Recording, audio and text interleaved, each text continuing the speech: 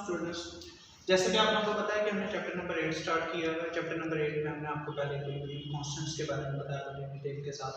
आज का हमारा जो टॉपिक है वो ionic product of pure water है। हम आपको जो है वो प्योर वाटर के केस में जो है केसी की क्या वैल्यू होती है आज हम इसको डिस्कस करेंगे।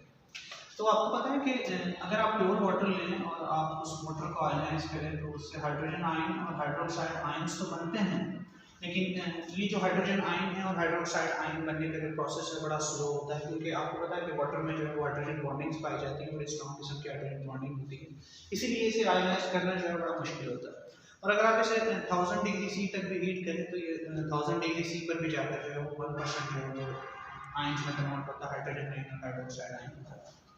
तो अगर आप इस केस में जो है वो केसी की वैल्यू फाइंड आउट करें तो आप देखेंगे कि केसी की वैल्यू जो है वो इस केस में बहुत ही कम आती है।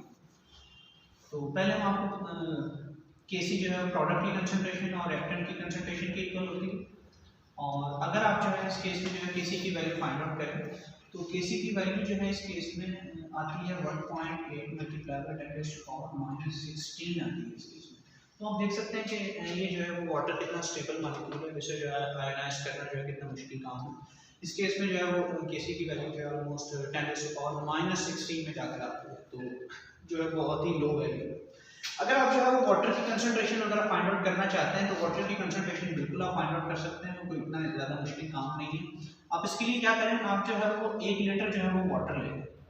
अगर आपके पास 1 लीटर अगर वाटर है तो अगर आप उसका वेट करेंगे ना तो 1 लीटर वाटर में जो है वो थाउजेंड्स ऑफ ग्राम होते हैं। इस केस में आप चेक कर सकते हैं 1 लीटर वाटर लेकर उसका वेट कर लें तो वो 1 kg के इक्वल होगा, यानी कि 1000 ग्राम के इक्वल होगा।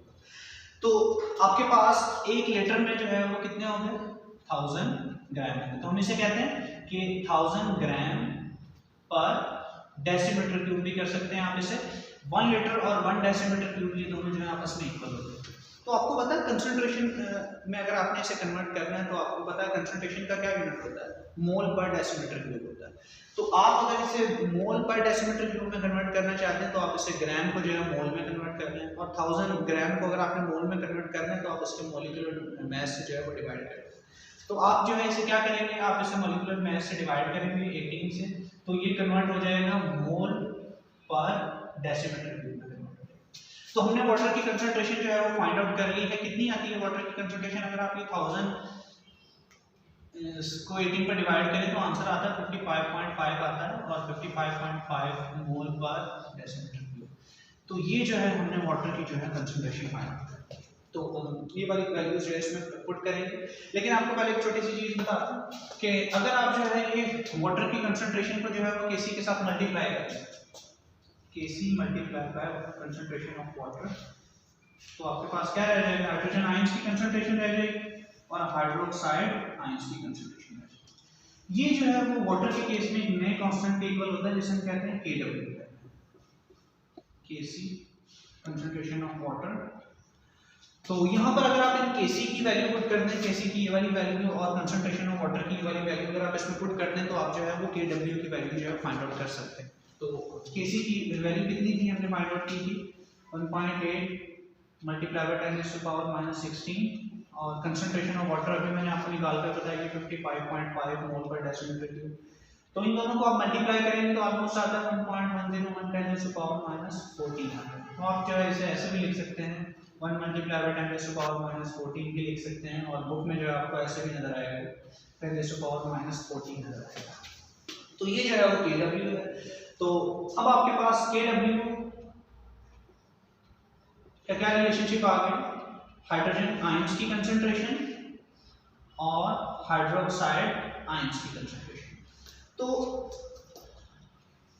आप इसकी वैल्यू Kw की वैल्यू यहाँ पर पुट करते हैं 10 टू पावर माइनस 14, तो हाइड्रोजन आयंस की कंसंट्रेशन है और हाइड्रोक्साइड आयंस की कंसंट्रेशन है। इन केस ऑफ वाटर, अगर आप वाटर की डिकम्पोजिशन देखें तो आपको नजर आएगा कि एक वाटर का मॉलिक्यूल जब डिकम्पोज होता है तो हाइड्रोजन आयंस और हाइड्रोक्साइड आयंस की जो कंसंट्रेशन होती है वो बराबर होती है।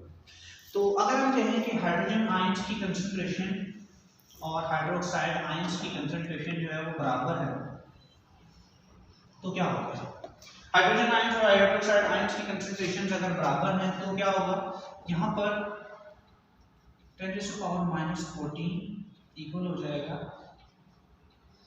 हाइड्रोजन आयंस, और आप दूसरे भी अगर हाइड्रोजन आयन ले लें तो आप देख सकते हैं हाइड्रोजन आयंस का जो है वो स्केल हो गया, कंसंट्रेशन का स्केल हो गया। और अगर आप यहाँ पर दोनों को जो है वो अगर आप अंडर रूट कर लें तो आपके पास आ जाएगी 10⁻⁻⁷ ये आ जाएगी हाइड्रोजन आयंस की कंसंट्रेशन आ जाएगी। और इसी तरह अगर आप हाइड्रोक्साइड आयंस की कंसंट्रेशन फाइंड आउट करें तो वो भी आ जाएगी 10⁻⁻⁷ आ जाएगी। तो ये आ गई है हाइड्रोक्साइड आयंस की कंसंट्रेशन, हाइड्रोक्साइड आयंस। तो हमने जो है वो हाइड्रोजन आयंस और हाइड्रोक्साइड आयंस की कंसंट्रेशन फाइंड आउट कर ली in case of pure acids. अगर आपके पास जो है वो प्योर एसिड ना हो, सॉरी प्योर वाटर के केस में हमने हाइड्रोजन आयन और हाइड्रोक्साइड आयंस की कंसंट्रेशन फाइंड आउट कर ली है। इन केस ऑफ एसिड, अगर आपके पास एसिड्स होते हैं तो एसिड्स के केस में क्या होता है, एसिड्स के केस में हाइड्रोजन आयंस की कंसंट्रेशन क्या होती है, हाइड्रोक्साइड आयंस की कंसंट्रेशन से ज्यादा होती है। आप अगर प्योर वाटर में अगर आप एसिड को ऐड कर दें तो एसिड क्या देता है, एसिड जो है प्रोटॉन देता है, हाइड्रोजन आयन देता है। तो उस केस में क्या होगा, हाइड्रोजन आयंस की कंसंट्रेशन क्या हो जाएगी, ज्यादा हो जाएगी।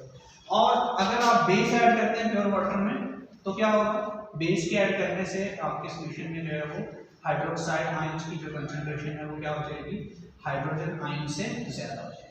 तो अगर वाटर है, प्योर वाटर है तो उसमें हाइड्रोजन आयन और हाइड्रोक्साइड आयन जो है वो बराबर होते हैं। अगर आप उसमें एसिड ऐड कर रहे हैं तो उस केस में हाइड्रोजन आयंस की कंसंट्रेशन ज्यादा होती है, और अगर आप बेस ऐड कर रहे हैं तो इस केस में जो है वो हाइड्रोक्साइड आयंस की कंसंट्रेशन ज्यादा होती है।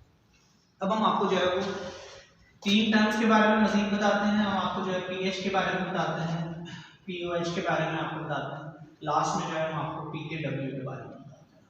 तो वन बाय वन करके स्टार्ट करते हैं।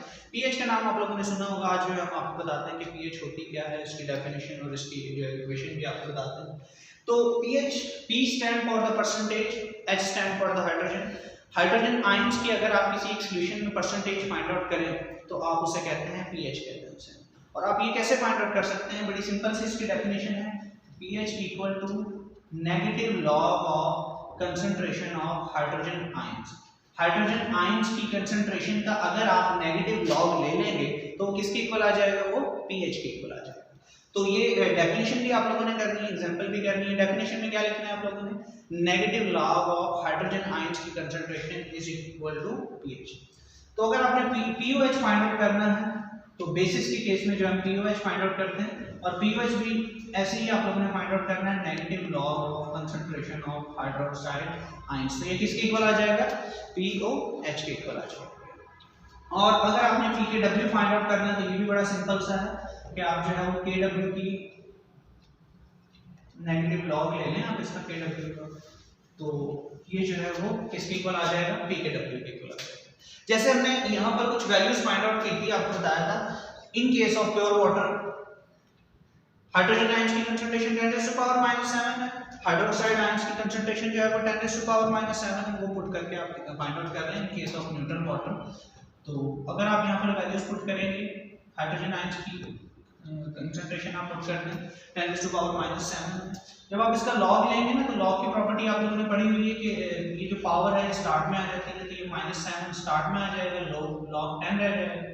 तो log 10 की वैल्यू अगर आप कैलकुलेटर पर फाइंड आउट करें तो 1 आती है। तो इस इन case of pure water hydrogen ions की जो वो होगी pH की जो वैल्यू होगी इस केस में प्योर वाटर के केस में जो है वो +7 आएगी। और अगर आप pOH फाइंड आउट करें नेगेटिव लॉग 10⁻⁻⁷, तो आप इसका नेगेटिव लॉग लेंगे तो ये जो है वो इसकी भी वैल्यू जो है 7 ही आएगी, +7 है।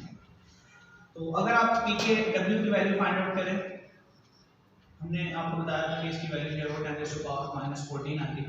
तो आप इसका लॉग लें तो ये माइनस जो है वो स्टार्ट में आ जाएगा, -14 स्टार्ट में आ जाएगा, वो बेस 10।